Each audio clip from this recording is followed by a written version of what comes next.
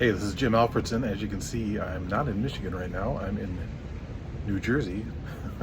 There's New York behind me. Welcome to my new video channel, my new YouTube channel. I've been getting into synthesizer repair since the pandemic started in 2020, and I thought I would start a new channel documenting some of my repairs. I've been posting videos for a couple years on Facebook, and people have said maybe I should start a YouTube channel instead of my main channel, which is mostly about gear reviews and playing the gear. So this is a channel about repairing the gear, and I'm still kind of a novice, I would say, maybe an intermediate level repair guy. I've been, studying electronics my whole life on my own. Didn't go to school for it. I tried to, but that's another whole story. And you can see in this video that sometimes I get confused and I'm not quite sure what I'm doing, but I figure it out in the end. And that'll be kind of the theme for most of the videos on this channel, is me figuring it out in the end. I've been doing it, like I said, about 5 years now since the pandemic, and I think I've gotten pretty good at troubleshooting things and figuring them out. So I hope you enjoy this first video on my new YouTube channel. Welcome, and if you like what you see, hit subscribe, and I'll see you much more on this channel, because I'm fixing things every week. And it's not just synthesizers, it's electric pianos, Hammonds, tube amps, all sorts of stuff. So enjoy, and welcome. On the bench we have a Korg Trident.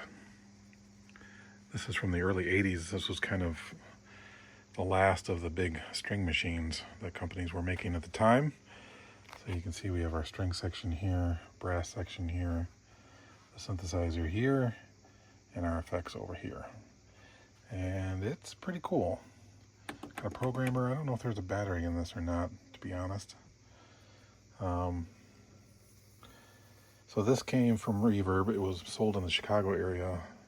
I was watching it for a long time, and the price came down to the point where it was really, really inexpensive because it was local pickup only. And thankfully I have a friend, Mr. Dan Patton, that picked it up for me, and he just happened to be coming to Michigan this week, so he dropped it off. And also picked up a ARP Omni 2 and an ARP Odyssey Mark III that I had fixed and sold to him. So it worked out well. And so this was advertised as working but needing work. And Dan was kind enough to open it for me because all the screws were out of it already when he picked it up, and they're all here. Thankfully they were in a plastic bag. But what's funny is upon opening it, he noticed that the power supply the wires were cut on the input side of it, and it was just floating around in here, which is funny. And then I just removed these capacitors because they were cut. All the leads were cut anyway, and I just took them off. They're glued on, but I just pulled them up.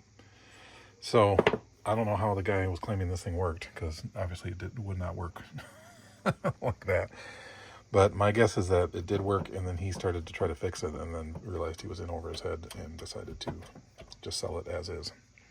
That's my guess. So looks like we have a little token in there or something. Where's my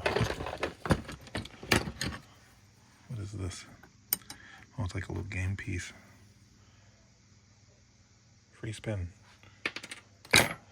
So I'm going to finish the job on that power supply and take that cap off, probably take these two caps off, and then reinstall it. And I'll check for shorts first on these regulators, make sure we don't have any shorts.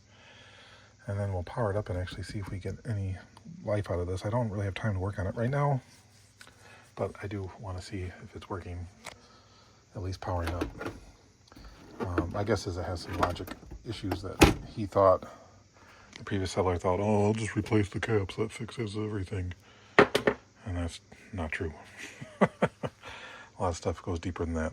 It's in relatively good shape. It's pretty dirty. It's missing some button keycaps. I'm talking to a guy in Australia right now that has a bunch of them, because they're pretty hard to find.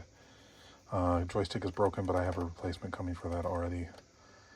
The guy in Australia said he can't ship to the US, but I'm hoping that I can ship it to one of my Canadian friends and have them send it to me. It's definitely got some gunk on it. I'm going to see if I can clean that. But otherwise, it seems to be in decent shape for the age, and the wood is a little banged up, but we could put some filler in that and fix that. It's not that big of a deal. For the price, it is definitely worth it. It was very, very inexpensive. So I don't know too much about this unit. I know it's one of the best string machines made, and the synthesizer section I think is pretty much a Poly 6. I think it's polyphonic. That board seems really loose. Oh yeah, it's missing screws. This board up here is missing the screw right there. So yeah, I don't have too much time to work on it, but I did want to get the power supply up and running and see if it actually turns on, just to see what's happening. And I need to look at the service manual real quick and see if I can understand what this thing does. I'm not that familiar with it, to be honest. This is obviously the keying computer that controls all the control voltages to the keyboard. This looks like maybe the 8-voice synthesizer part. This might be the string part, or vice versa. I don't know. Need to look at it. Need to look at the schematic. But that's where we are right now. What a beast. One thing I just noticed in desoldering these leads from these old capacitors is, let me see if I can zoom in here. There it goes. There's solder jumping the gap between those two sides, and there was here too. That's not good. That's actually really bad. That's going to cause a short and cause all sorts of problems. So that was obviously not done at the factory. Whoever was messing with this, I don't know why they were resoldering the leads on these. These are original capacitors. Maybe they, I don't know what they were doing. Maybe they thought that would solve the problem, but yeah, having the solder jump across, these are just copper traces. There's no solder mask on them. So jumping the traces like that, that's not good. I should check the output side or the input side right there too. That looks like it's been redone and it looks really shitty. I should check all that and make sure everything's clean.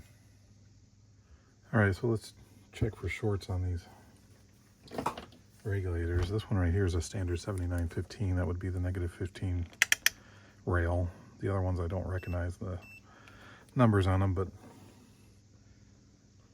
should have a ground. Okay, middle's ground. There should be nothing else going to ground. Okay, so that one's fine.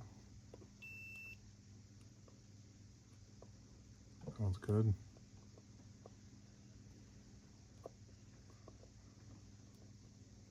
Seems to be okay.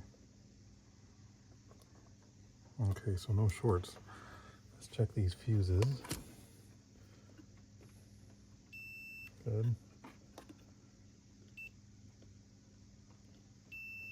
Good. Those fuses are good. Main fuse. Good. Okay. So I think we're all right. I think we can replace these caps, fix this wiring, and see if we can power this thing up and see what it's doing. It's a shame that all this is soldered in, because I'd like to power up the power supply without anything attached to it in case it is putting out funky voltages, but I'm pretty confident it should be okay. So we'll start from there. Unfortunately, I only have radial style in that value rather than the axial style. I have one axial at 50 volts, but one isn't going to do us any good. You can have a higher voltage. They only need to be 25 in this particular circuit. This is not ideal. I don't like to do this, but you know, you go with what you got. These leads are barely long enough to get us there. Is this going to work?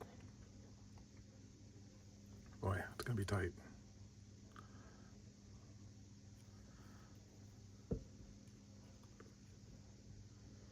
Well, we're going to have to use an extension. That's even shittier. Well,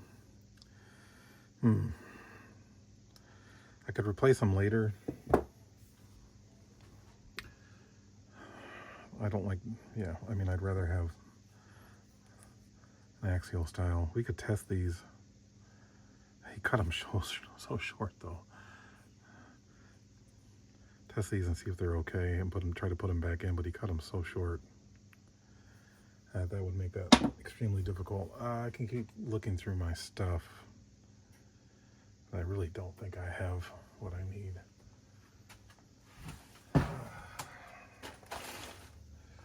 Well, if I put a piggyback leg in there, we can make this work for now. Just power this thing up and see what it's doing. Like I said, I don't really have time to work on this thing right now, but I am curious to see if it actually powers up.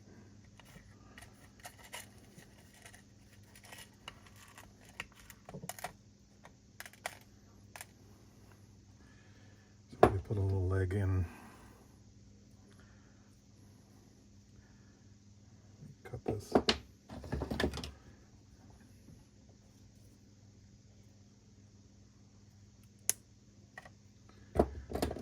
Make a little leg for this one. And we can put these in like so.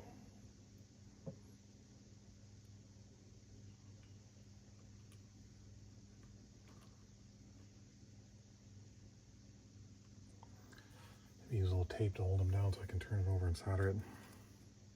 What's funny is when I first saw this, I'm like, well, I see why he snipped these wires so that he could move this power supply around easier. But it has a Molex on it. You can just pull that off. There's no need to snip those wires, but maybe he didn't see that. Okay, I want to put a bigger tip on my soldering iron for these big pads. I'm gonna do that right now.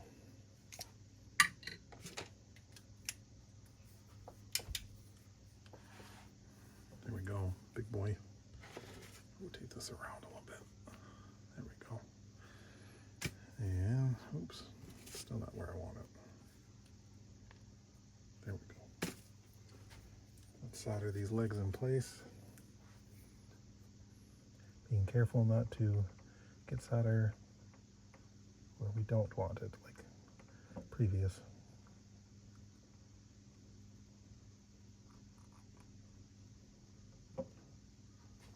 That looks good.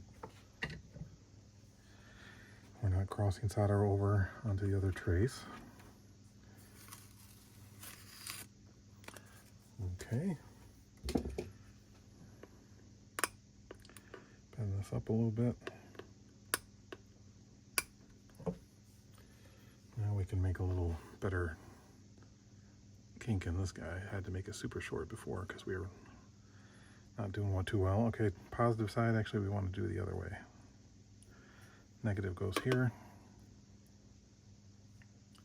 So like this. Perfect. And we will solder these together right here.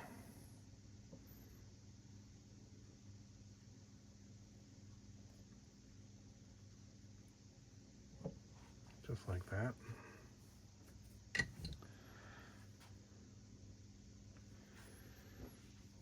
Do the same on this one. Negative side right there.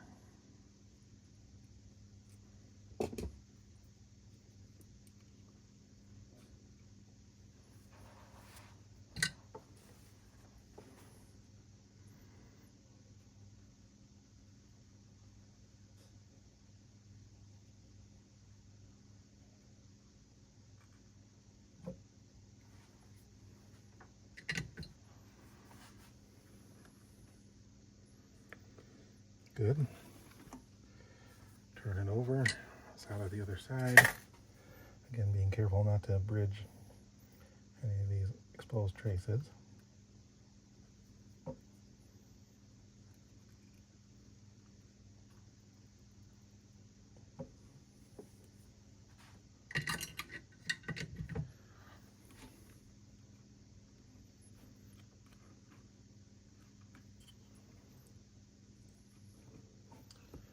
Looks good. Actually, that one doesn't look so good. Let me try that again.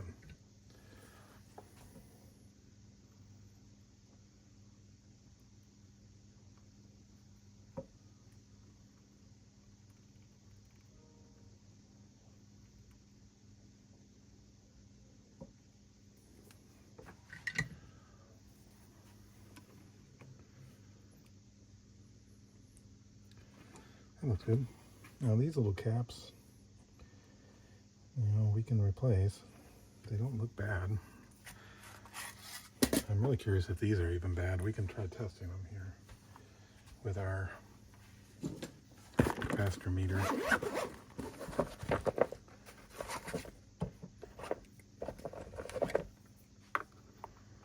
Checking the ESR. It's going to be pretty high on a high microfarad amp like this anyway, but this is positive. Nope. This is positive.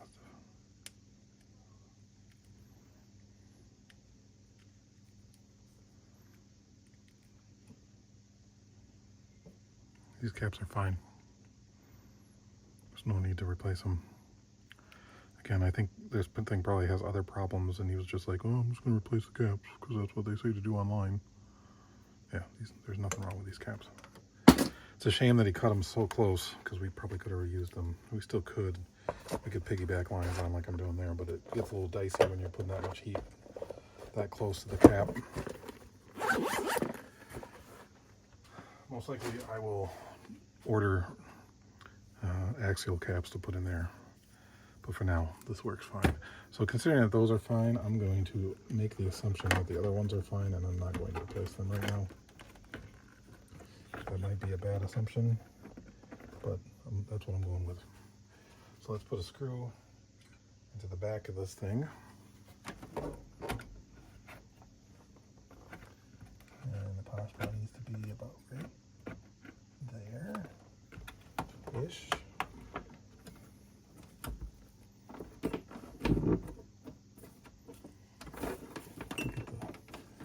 Cord out of the way.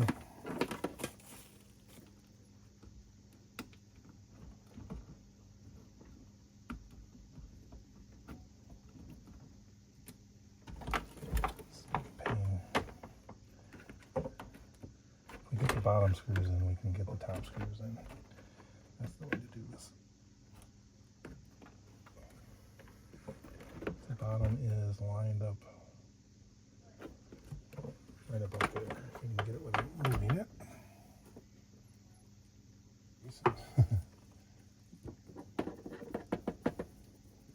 There we go.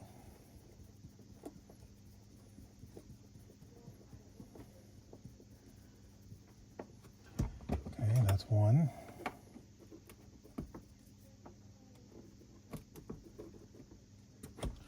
One feels lined up, but the screws are way over there, so it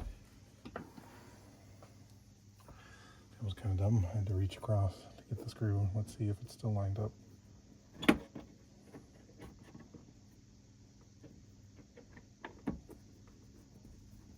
Yep.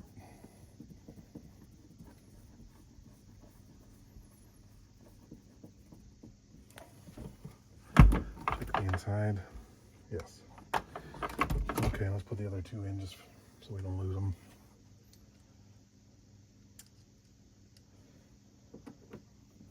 And we should be able to boot this thing up and see if it's doing anything or if it's completely foobarred. This guy claimed he used it on the road. Looks like he used it without a case. Okay. Zoom out a little bit so we can see the whole keyboard.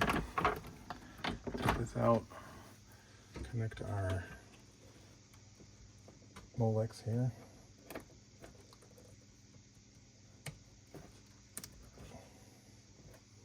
There we go.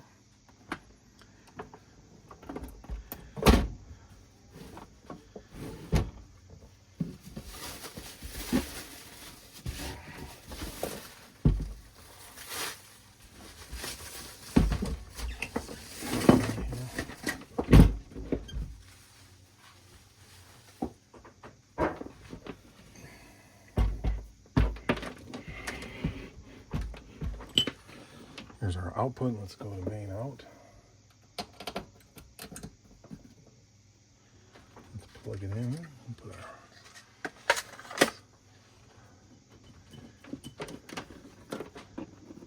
turn it on.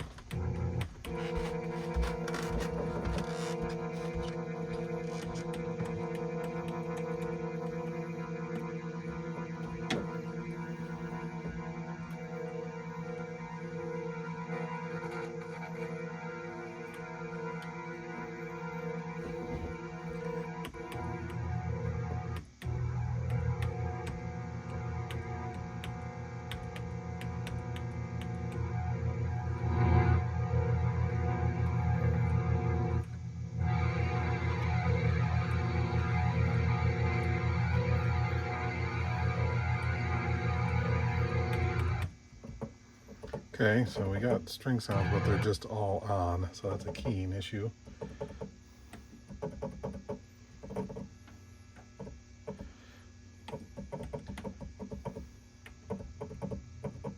That's brass. Here's this synthesizer section. I don't hear anything.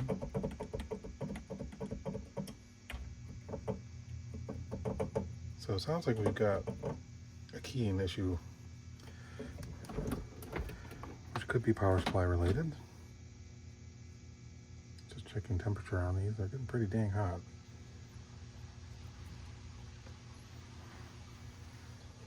Was there a battery on this?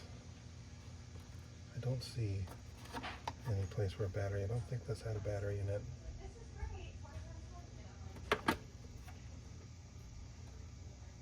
Got some panel damage up here that I didn't notice before. I chunked in really hard on the tuning knob to see if we can gently fix that. Alright, so what we should do is test what's coming off of the power supply, seeing if we're getting, I think we should be getting 5 volts plus 15 and negative 15. So let's see if that's happening.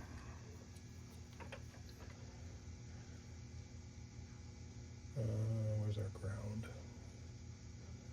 Ground right there. Plus 15. Nothing.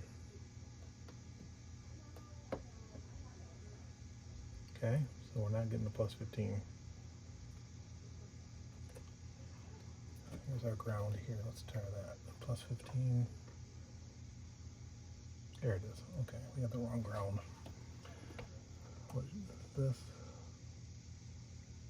That's our 5 volt.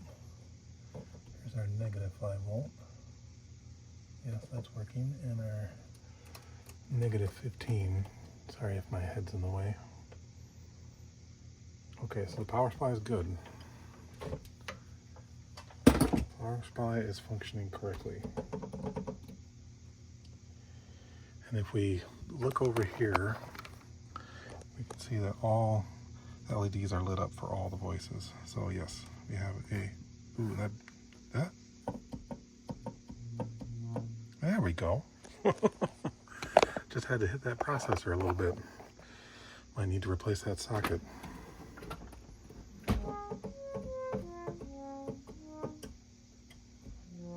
Dead key there, that's okay, we can fix that. So that's our brass.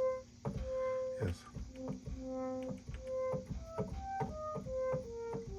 So do we have strings now? Yes, okay, so we had a bad socket over there.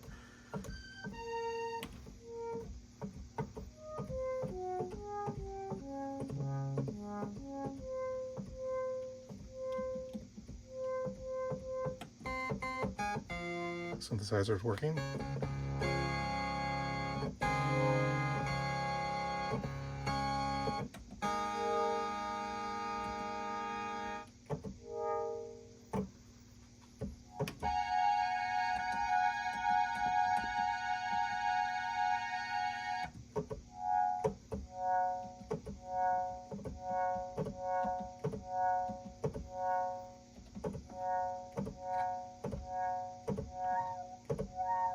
Flancher seems to be working.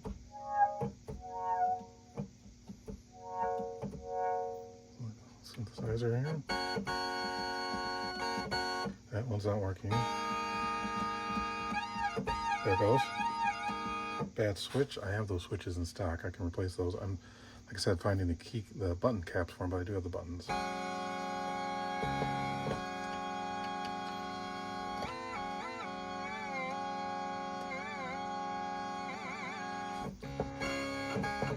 I think we lucked out. This thing seems to be working. We just had to replace that socket on the CPU.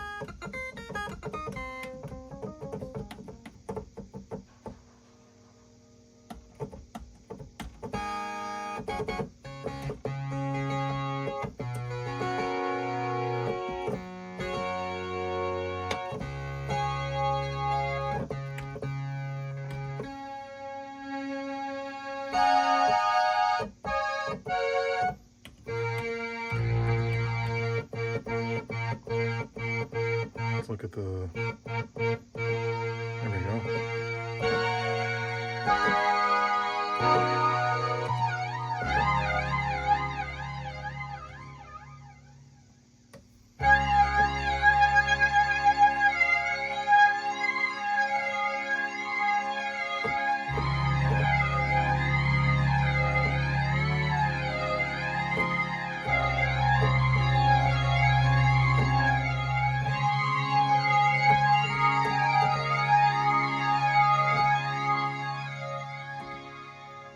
Wow.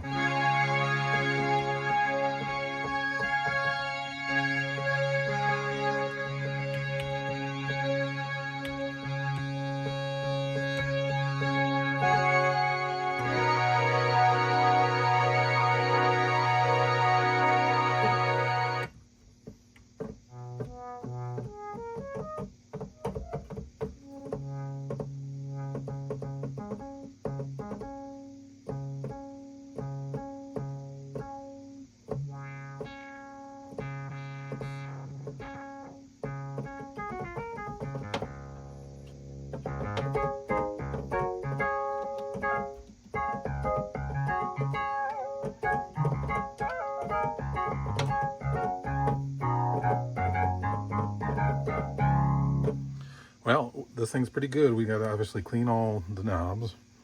We got to get the button caps. We need to replace the socket for that chip. I'm not surprised by that. Honestly, the sockets in these old Korgs are pretty bad. I think I have those in stock, those sockets. I'm not going to do that right now anyways. Nice. So it does work. Gotta clean this up. God, it's filthy. I don't know if you can see this. All that nastiness. So what I use, people have asked me before, so I'm going to tell you right now. I use a nice microfiber cloth. And if I can find it, oh yeah, it's right here. Crud cutter. Get this from Home Depot or any of the box stores, really. It's a nice, gentle, all-purpose cleaner. Doesn't harm plastics. Takes off grease.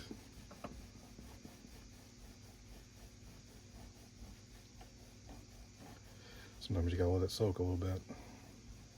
That's starting to come off. Oh yeah, that looks way better already. I will show you in a second. I'm being very gentle. I'm not pushing very hard. So we gotta fix a couple key contacts, but I'm not surprised by that. It probably uses the same key bed as the Poly 6 and the Mono Poly, which has these little rubber contacts under there that need to be cleaned out. Probably what I'll do is take all the front panels out so I can get to this panel by itself and start to clean it. And it's got a little, feels like tape residue. A good thing for tape residue is actually WD-40. You let it sit on it a little bit and it'll bring that right up.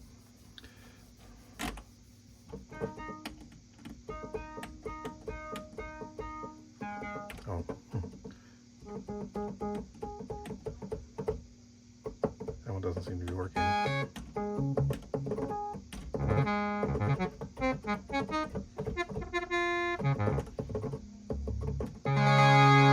Cool.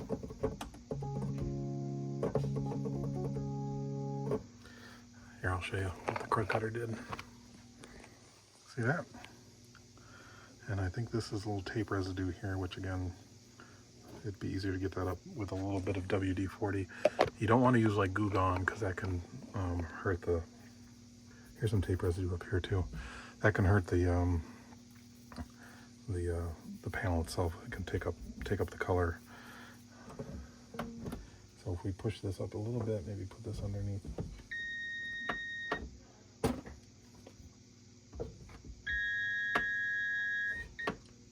don't want to do that. There we go. We can take a little bit of WD and put it on this tape residue here. I'll show you. Just a little bit. Kind of rub that in, let it sit for a second.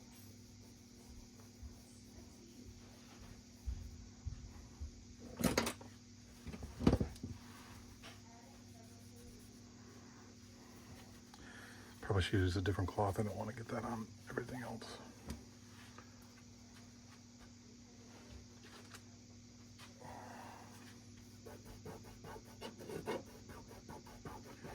It's old, but it is coming up.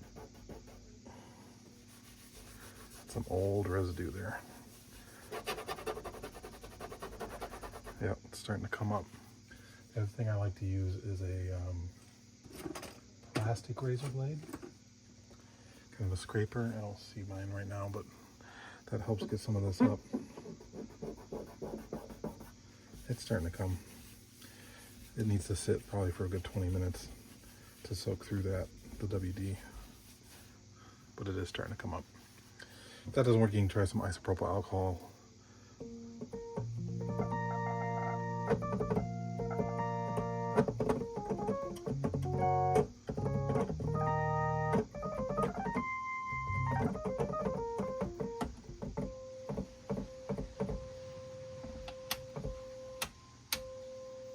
Open up the filter here.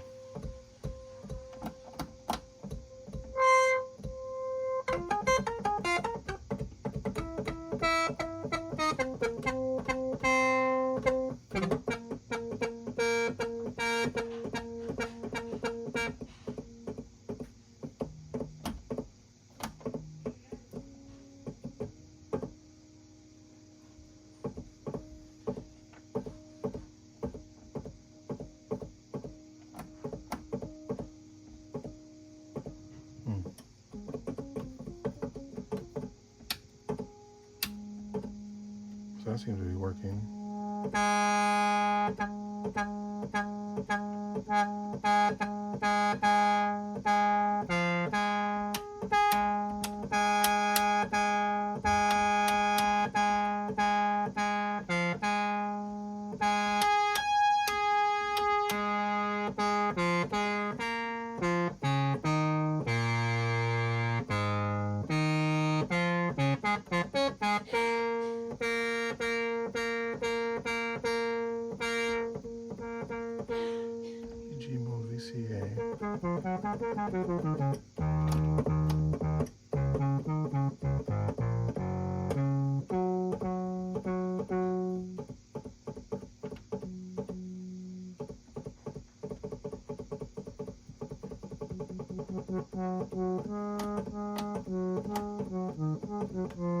Assume the EGs for the filter, but I'm not.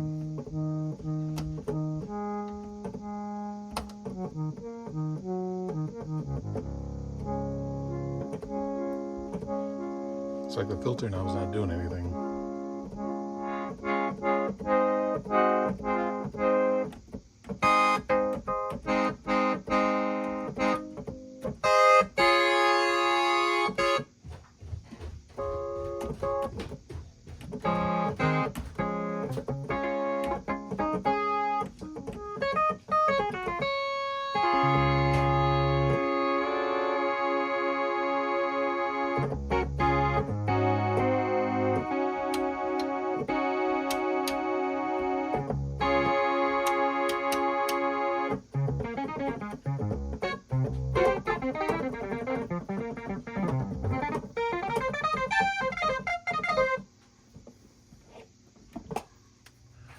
Alright, so the interesting thing is the filter doesn't seem to be doing anything, or the resonance control.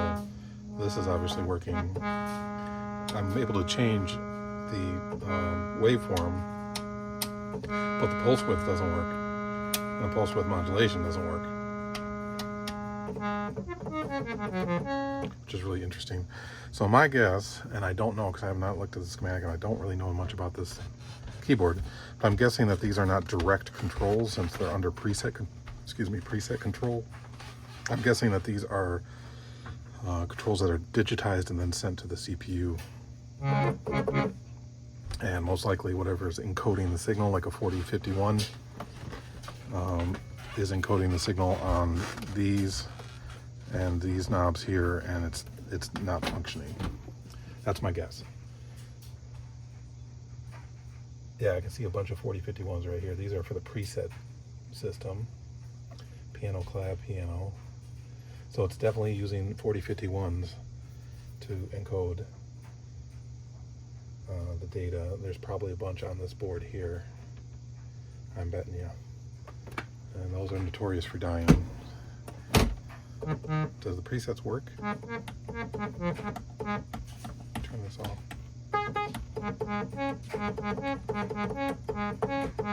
Not really. No, they're not really working.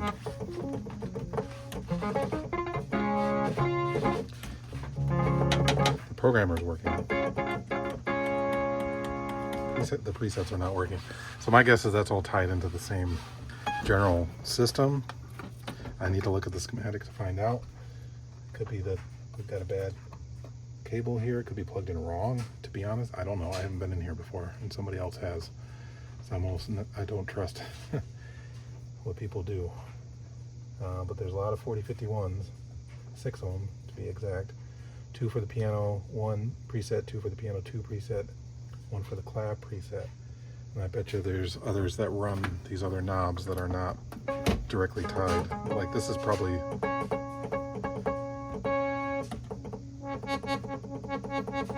Yeah, because we're not getting any filter at all. But the brass filter is working. Turn this off.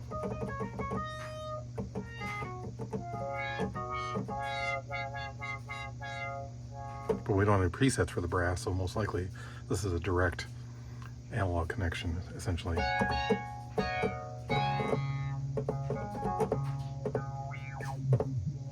Sounds good too.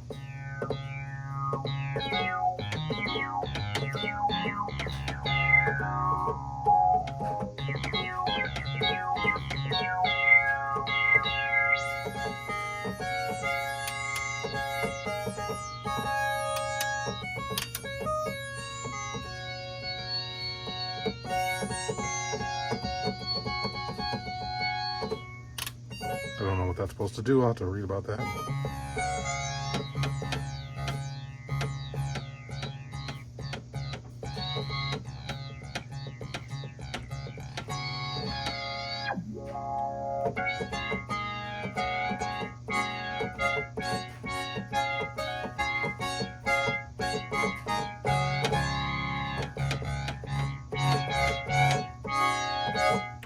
And the strings sound good. Strings sound killer.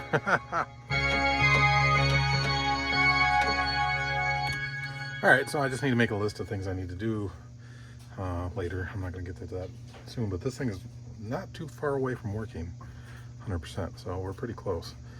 I need to look at the schematic, see if I'm right about the synthesizer section, but I'm pretty sure I am. And yeah, I'm excited. This is cool. It's cool piece. It's a beast. It's kind of be fun to do gigs with this. So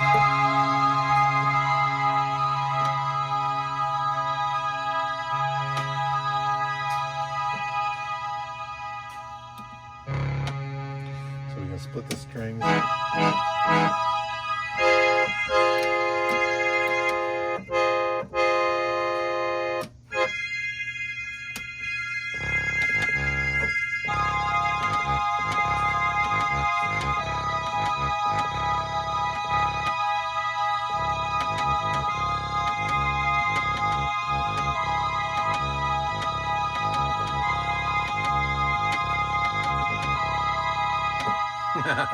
Super cool. Korg Trident. I'll make a follow-up video when I get it done, or when I keep digging into it. There's a big old dent right here. Can't see it on the video, but obviously got hit right here. So when I get all the panel boards out, which I'm gonna have to do anyways to probably fix this problem with the synthesizer, I'm gonna clean this whole front panel. I'll try to gently push that back out and do some nice work on the wood, get the wood looking better. This is gonna be sweet. What a nice piece. Korg Trident. I'm surprised it works, mostly. While editing the video, I found the service manual for the Mark I. I didn't know there was a Mark I and a Mark II. And here is the preset board and the main synthesizer board, the KLM 292. You see along the left side here, we got VCO scale, waveform. That's just a switch. the VCO1 scale pulse width knob, keyboard track switch, pulse width speed knob, and the resonance and cutoff frequency, and all these are going to that top chip right here, this 4051. So I'm guessing that chip is dead, or at least partially dead. So that's why some things are working, because the waveform switching is working and the scale is working, and that's going to that chip as well. But one half of that chip is dead, is my guess. It could be further down the line. The output goes into a couple 4024s. These are flip-flops, I believe. So we could have a dead one of those for sure. That would not surprise me.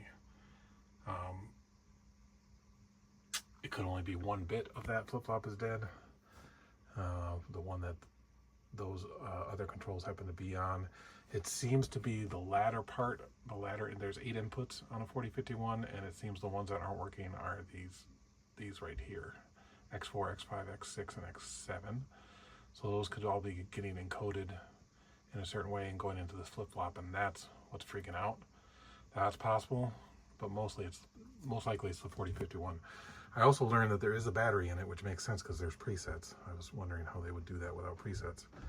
I'm guessing the battery has been changed because the original would definitely not be working at this point. There could be some damage on the board from that battery that the other tech or whoever replaced the battery didn't see, and that could be causing a problem as well. In fact, it could, depending on where the battery is, if it's around this 4051 at all, it could have damaged the traces around it. It might not even be getting these signals into the chip, and the chip could be fine. I don't know, but I do know that these chips are prone to go bad. I also know that the preset system doesn't seem to be working in each of those presets. There's 3 presets in the synthesizer section: piano 1, piano 2, and clav.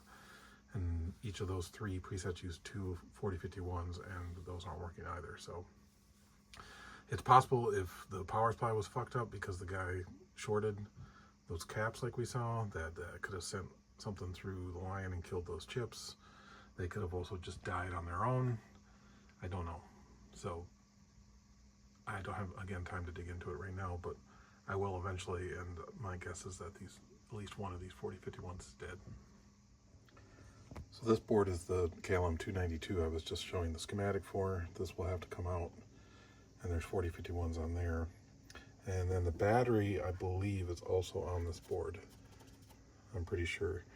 And we might be able to tell if it's been changed by looking for any modern solderer. I don't really see any though, but the fact that it's missing a screw tells me that it's probably been out before. And the fact that the presets are still working. They definitely would not be working with a 40-plus-year-old battery in this thing. So it's probably been changed. I just don't know when or by whom, or I don't see any new solder on the board necessarily, but I can't imagine that old battery is still working in there. So yeah, this whole board has to come out, which means all these knobs need to come off. All these wire looms need to come off. This board, whatever this is, needs to come off. Is the battery on that? No, that's just like a power distribution board. It looks like, kind of. I don't know what that is. I need to take all the boards off the front panel anyway to clean it properly, so it's going to be a big job. But yeah, we definitely need to check that battery.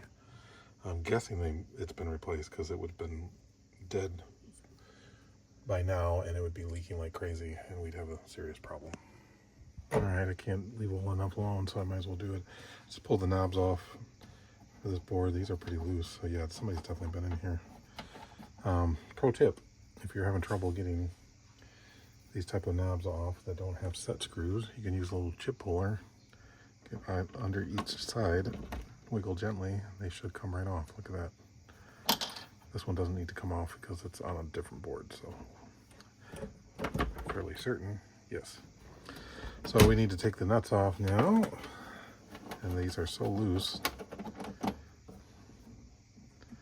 that I could do these by hand.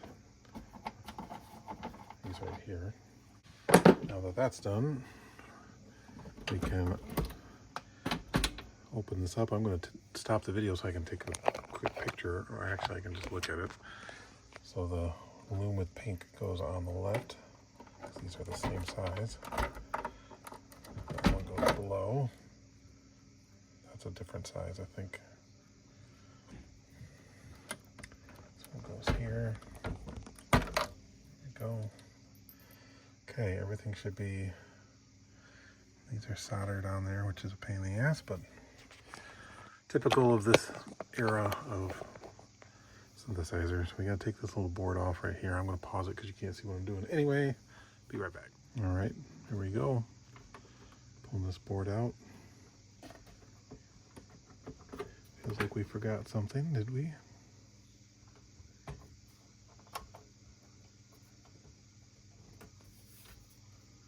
Yes, right there. It's easy to overlook those things. And there's two right there. What am I doing?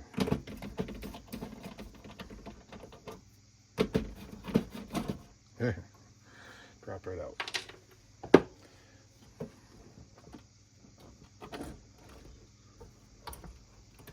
Okay, let's see if we can get it around this.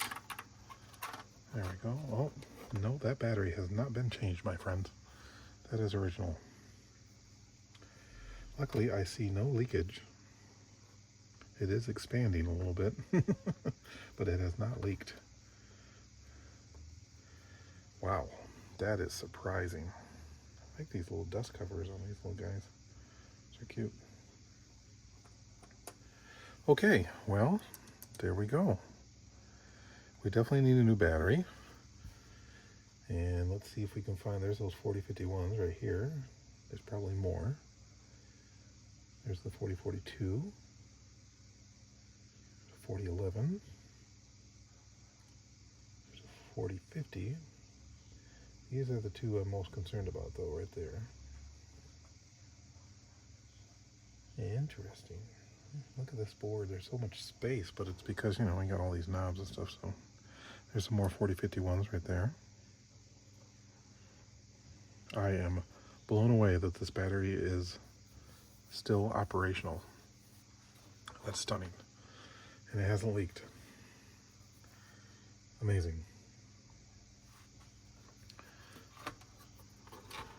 Yeah, I don't see any leakage whatsoever. Well, it makes sense because we couldn't see any new solder on the board, like I said. Some 4503s right there. Interesting. So yeah, I'm going to take all these caps off and clean them. All the switch caps and stuff and clean those. I don't know if we really need to replace any electrolytics. They seem to be fine. They're not the lilac ones, which are usually bad. But this board design is interesting, isn't it? No solder mask. Look at this. Fascinating. It's quite beautiful.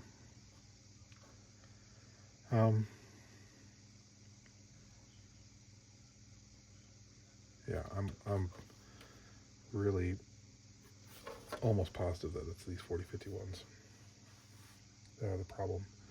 I don't remember which ones were which that we were looking at. I'd have to go back and look at the schematic because these are IC 3 and 4. These over here are 32 and 33. And I don't remember which ones were in that part of the circuit that we were looking at. Let's go look. IC 32 and 33, so it's the ones on the other side. I'll have to figure out what the other ones are doing because they might be smart just to replace them all, although I don't like shotgunning things, but they're known to go bad. So yeah, that's the board. I am, again, shocked that that battery is original and it's still there. Now, this is a rechargeable battery. If you replace it with a standard 2032, which what people suggest, you have to modify the circuit a little bit. I believe you have to change one of these resistors into a diode. You have to get rid of the capacitor because you don't want the unit attempting to charge the battery while it's on. That would be bad on a non-rechargeable battery. The other option is to buy a rechargeable battery for it that will fit in that space, and that might be what I do. I'm going to have to research what voltage it really needs. Really cool. Very cool. Yeah, I just wish that they had a pin header for these power coming in, because you have to, if you want to take this whole board out, you're going to desolder the whole thing, which is desolder those the power up here. That's a pain in the butt, but otherwise it does come out. Cool. I'm going to leave it there. Again, I'm really limited on time. I've already spent a couple hours on this when I really didn't have the time to today, but it just came in today and I was excited about it. So the Korg Trident, we're going to get it up and running. It's going to be awesome. All right, I think that's a good place to stop on this one. I kept saying during the video, as you heard me, that I didn't have time to work on the thing, but then I would dig in and try a different approach, and just my curiosity got the better of me. So there's definitely going to be a part 2 to try to fix the problems that we found in the Trident. And in the meantime, I might post some videos that I've posted before on Facebook about other things that I've fixed, just so I can, you know, have a once a week post on this channel.